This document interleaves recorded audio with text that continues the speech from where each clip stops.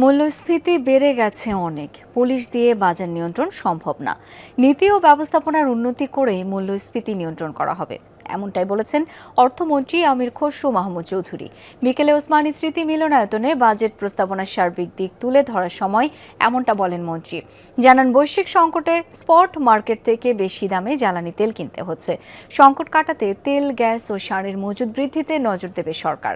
আরও বলেন, নৈতিক ভিত্তির ওপর দাঁড়িয়ে দেশ পরিচালনার চেষ্টা চলছে, যেন কোনো অপচয় না হয় সেসব ভেবে বিভিন্ন প্রকল্প নেওয়া হচ্ছে। 11 বছর ধরে সরকারি কর্মকর্তা কর্মচারীদের পে স্কেল হয় না, তাদের বেতন বাড়লে দুর্নীতি কমার কথা, এমনটাই মনে করেন অর্থমন্ত্রী। বলেন, 1.5-2 মাস সময় বাজেট তৈরির জন্য যথেষ্ট নয়, তবে 1.5 দশক ধরে দেয়া বাজেটে যেখানে জনগণের আকাঙ্ক্ষার প্রতিফলন হয়নি, সেখানে এবারের বাজেট ভাবনায় সব শ্রেণী পেশার মানুষকে অন্তর্ভুক্তের চেষ্টা করেছে বিএনপি সরকার।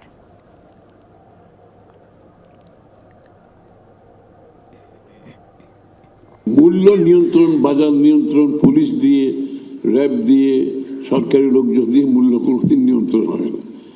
এটা আরেকটা ভুল ধারণা। আপনাকে মূল্য নিয়ন্ত্রণ করতে হবে আপনার পলিসির মাধ্যমে এবং আপনার ম্যানেজমেন্টের মাধ্যমে। দর্শক, বাজেট প্রস্তাবনার সার্বিক দিক তুলে ধরে এই মুহূর্তে সংবাদ সম্মেলন করছেন অর্থমন্ত্রী আমির খসরু মাহমুদ চৌধুরী। আমরা সরাসরি সেখানে চলে যাচ্ছি। আমাদের কিন্তু বড় একটা অ্যামাউন্ট কিন্তু সোশ্যাল প্রোগ্রামে যাচ্ছে। ফ্যামিলি কার্ড বলেন, কৃষক কার্ড বলেন, ইউনিভার্সাল হেলথ কেয়ার বলেন, প্রাইমারি প্রিভেন্টিভ হেলথ কেয়ার বলেন, এই জায়গাটাতে আমরা বড় একটা ইনভেস্টমেন্ট করছি। এবং এই সোশ্যাল ইনভেস্টমেন্ট বাংলাদেশের ইতিহাসে কোনো বাজেটে এত বড় সোশ্যাল ইনভেস্টমেন্ট হয় নাই।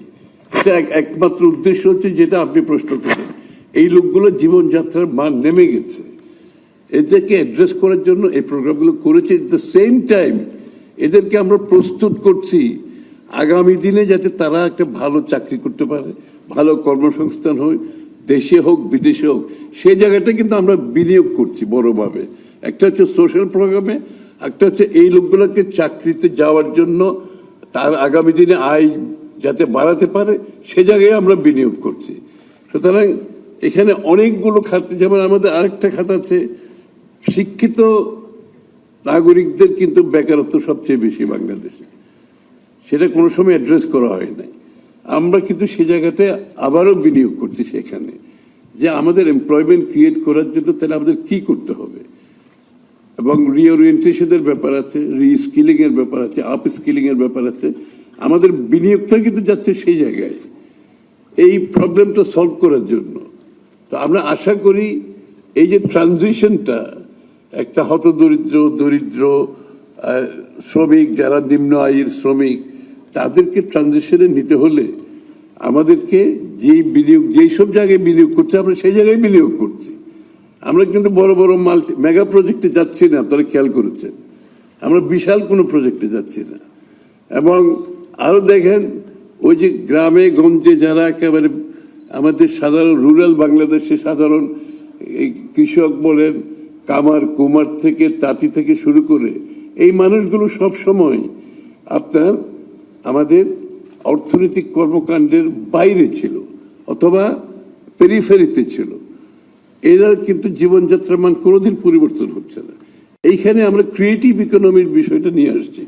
ক্রিয়েটিভ ইকোনমির উদ্দেশ্যটা হচ্ছে এই মানুষগুলোকে অ্যাড্রেস করা, তাদেরকে ঋণ দেওয়া, তাদেরকে আপনি স্কিল ডেভেলপমেন্ট করা, তাদেরকে ডিজাইন সাপোর্ট দেওয়া এবং তাদের পণ্যগুলোকে মার্কেটেবল করা, যাতে করে এই রুরাল বাংলাদেশের যে মানুষগুলো জীবনযাত্রার মান কোনোদিনই পরিবর্তন হয় নাই এবং এগুলো কোনো সময় অর্থনীতির মূল ধারায় এরা আসতে পারে নাই।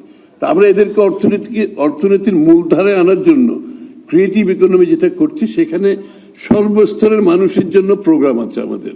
এমনকি থিয়েটার আর্টিস্ট, সিঙ্গার, এদেরও অনেকের অবস্থা খারাপ। তারপর আমাদের কামার কুমার যারা ওই যে পুরনো একটা জিনিস বানিয়ে যাচ্ছে, এটাকে যদি আপগ্রেড করে স্কিলের মাধ্যমে, ডিজাইনিং এর মাধ্যমে 4 গুণ বেশি টাকা হবে। এখন তো মার্কেট তো গ্লোবাল, আপনি অ্যামাজনে মার্কেটিং করতেছেন, ইবেতে করতেছেন। আমরা এই কাজটা করতে চাচ্ছি যাতে সমস্ত মানুষগুলো অর্থনীতির মূলধারায় আসে এবং বাংলাদেশের অর্থনীতির সুফল যাতে তাদের কাছে যায়। এটাই হচ্ছে আমাদের প্রোগ্রাম। আপনি যদি লক্ষ্য করেন, সেই বিনিয়োগগুলো আমরা অ্যালোকেশনগুলো সেইভাবেই করেছি, এক্সিকিউশন আমরা সেইভাবে করতে যাচ্ছি এবং যে প্রজেক্টগুলো নিচ্ছি আমি তো আগেই বলেছি, আমরা নিশ্চিতভাবে জানতে চাই এই প্রজেক্টের যে যে আপনার ভ্যালু ফর মানি আছে কিনা, এখানে যে আমি আমার টাকার মূল্যটা থাকবে কিনা, এইটার উপর বিনিয়োগের উপর আমি রিটার্ন পাচ্ছি কিনা, আমার জব ক্রিয়েশন হচ্ছে কিনা, যেটা আপনি বললেন, এবং আমাদের জলবায়ুর বিষয়টা। সুতরাং সব কনসিডারেশনটা মাথায় রেখে আমাদের এই প্রোগ্রামটা করা হয়েছে। যদিও বা